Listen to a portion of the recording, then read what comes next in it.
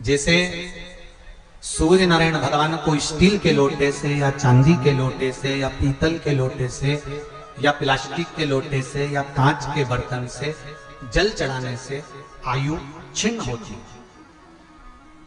क्या समाप्त होती है? आयु।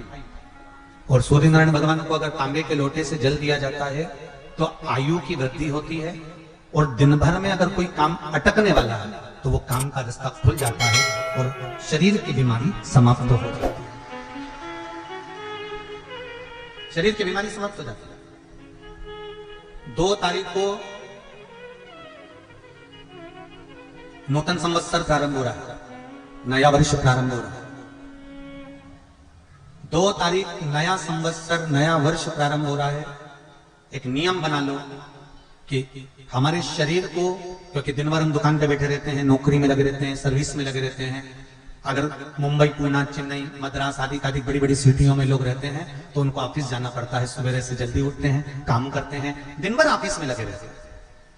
व्यापार करने वाला व्यक्ति व्यापार करता रहता है, नौकरी करने वाला व्यक्ति नौकरी करता रहता है, धंधा करने वाला व्यक्ति धंधा करता रहता है, ठेला चलाने वाला, गाड़ी चलाने वाला गाड़ी चलाता रहता है।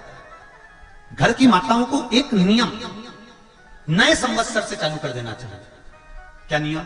क्योंकि जान है तो जहान है। बोलो सही है कि गलत है?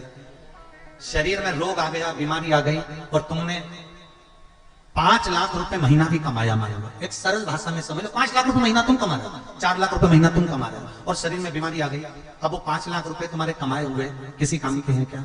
हॉस्पिटल में जाओगे, दवाई में, गोली में, जांचों में, वो समाप्त होते चले जाएगा। तुमने कमाया किसके लिए था? अपने बच्चों के लिए। मेहनत किसके लिए करी? अपने बच्चों के लिए। परिश्रम किसके लिए करा? आगे बढ़ने के लिए। और मालूम पड़ा कि तुम बीमार पड़ गए, जितना तुमने कमा कर जोड़ा था वो सब तुम्हारी बीमारी में लग गया। तो ऐसा कमाना कोई फायदे का है क्या? कमाओ, दिल से कमाओ, जितनी तुम्हारी कैपेसिटी है उससे दुगना कमाओ, पर उसके साथ एक काम चालू करो कि तुम अंतिम क्षण तक, जब मौत तुम्हारे दरवाजे पर आए, तुम्हारी उम्र जब पूरी हो, तब तक भी तुम बीमार नहीं पड़ो।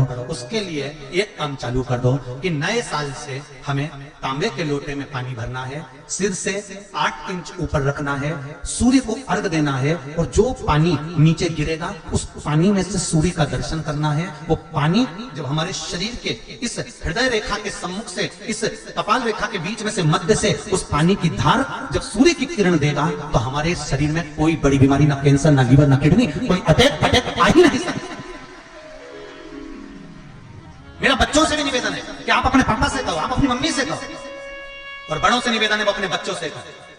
बुजुर्ग माताओं से निवेदन है, अगर आप अपने बच्चों को सुखी देखना चाहती हो, बीमारी में पैसा नहीं लगाना चाहती, आप अपने बच्चों को अंत समय अपनी आंखों से उसको तड़पता हुआ नहीं मरना देखना चाहती, तो सूर्य को अर्घ देना चालू कर दो। क्योंकि सूर्य की किरण जल के साथ जब इस शरीर पर पड़ती है तो शरीर में कोई बीमारी टिक ही नहीं सकती। ये श्रीमद् शिव महापुराण की कथा कर रहे हैं।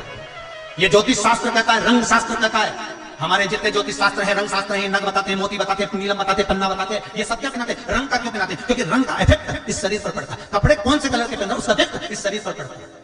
उसी तरह 8 इंच ऊपर मस्तिष्क से तुम्हारा हाथ होना चाहिए, तांबे के कलश में जल होना चाहिए, और सूर्य को देखकर उस जल की धार में सूर्य को जल दीजिए। जिंदगी में बीमारी तुमको नहीं घेर सकती, और बीमार हो भी गए हो तो 15-20 दिन करके देखने में कुछ नहीं जाता।